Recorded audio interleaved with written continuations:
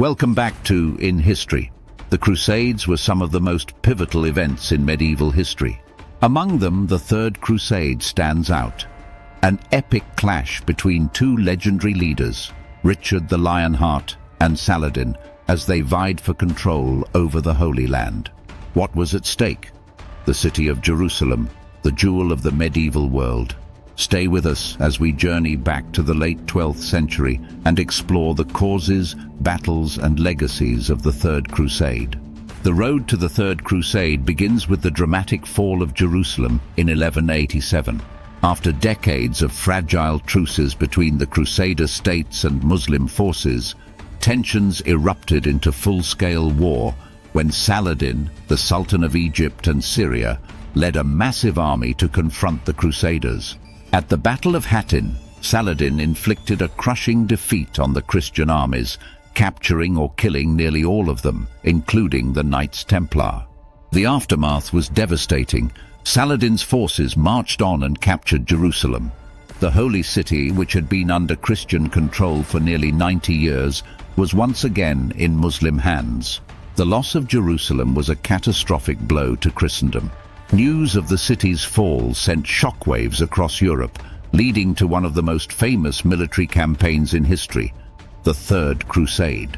After the fall of Jerusalem, Pope Gregory VIII issued a call for a new crusade.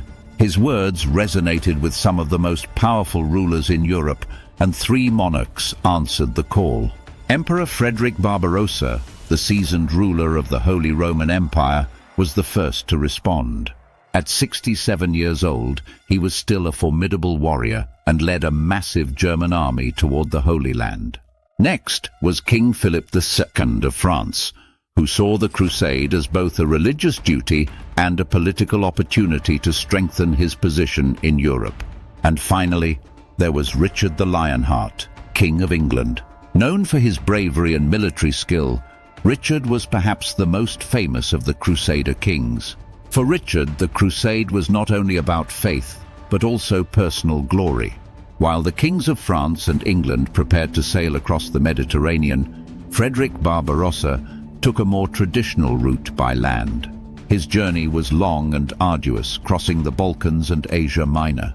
Tragically, Barbarossa's crusade came to a sudden end when the emperor drowned in a river in Cilicia in 1190, throwing his army into disarray. Many of his soldiers turned back, while others continued in smaller numbers to the Holy Land. Meanwhile, Richard and Philip set sail with their armies, arriving first in Sicily, where they briefly quarreled before heading toward their ultimate goal, the besieged city of Acre. When Richard and Philip arrived at Acre in 1191, the city had already been under siege for nearly 2 years.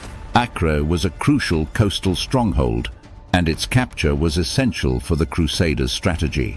The combined forces of Richard, Philip, and the remaining Crusaders besieged the city from land and sea, while Saladin tried to lift the siege by attacking the Crusader camp.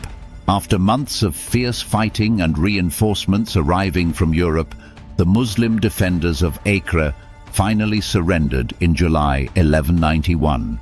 The capture of Acre was a major victory for the Crusaders, but it also revealed growing tensions between Richard and Philip. Shortly after Acre fell, Philip II returned to France, leaving Richard to continue the campaign on his own. With Acre secured, Richard the Lionheart turned his attention to his ultimate goal, Jerusalem. But to reach the Holy City, Richard would have to fight his way through Saladin's forces. The two armies met in a decisive battle at Arsuf in September 1191. Richard's army, though heavily outnumbered, fought with incredible discipline. At a critical moment in the battle, Richard led a cavalry charge that broke Saladin's lines and forced his army to retreat. The victory at Arsuf boosted Crusader morale and cemented Richard's reputation as a brilliant military commander. But despite his victory, Richard knew that capturing Jerusalem would be no easy task. After his victory at Arsuf, Richard's army advanced toward Jerusalem, but the march was slow and the Crusaders faced logistical challenges. The closer they got to the Holy City, the more cautious Richard became.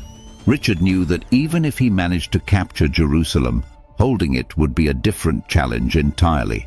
Saladin's forces remained strong, and the Crusaders lacked the manpower to defend the city in the long term.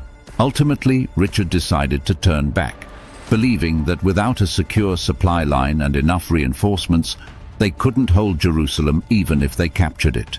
Despite not capturing Jerusalem, Richard the Lionheart continued to harass Saladin's forces, winning several smaller victories. Both leaders were aware that a complete victory was unlikely, and in 1192 they negotiated a truce. The truce allowed Christian pilgrims to visit Jerusalem freely, while the city itself remained under Muslim control. The agreement was a practical solution to a costly and exhausting war. With the truce in place, Richard returned to Europe, where political troubles awaited him. His time in the Holy Land, though filled with military successes, had not achieved the primary goal of retaking Jerusalem. However, his legacy as one of the greatest Crusader kings endured. The Third Crusade was a mixed success. While Richard the Lionheart failed to reclaim Jerusalem, the Crusaders had regained important coastal cities, and Christian pilgrims were once again allowed to visit the Holy City. For Saladin, the Third Crusade had proven his strength as a leader, but it also revealed the vulnerabilities of his empire. Saladin's untimely death in 1193 left a power vacuum in the Muslim world. As for Richard the Lionheart, his bravery and leadership in battle became the stuff of legend, but his return to Europe was marked by imprisonment and political struggles. Though the Third Crusade didn't achieve its ultimate goal, it set the stage for future conflicts in the Holy Land and left a lasting legacy in both Christian and Muslim worlds. The Third Crusade may not have resulted in the capture of Jerusalem, but its impact on history was profound. It was a story of ambition, faith, and war, where two great leaders clashed in a battle for one of the most contested cities in history.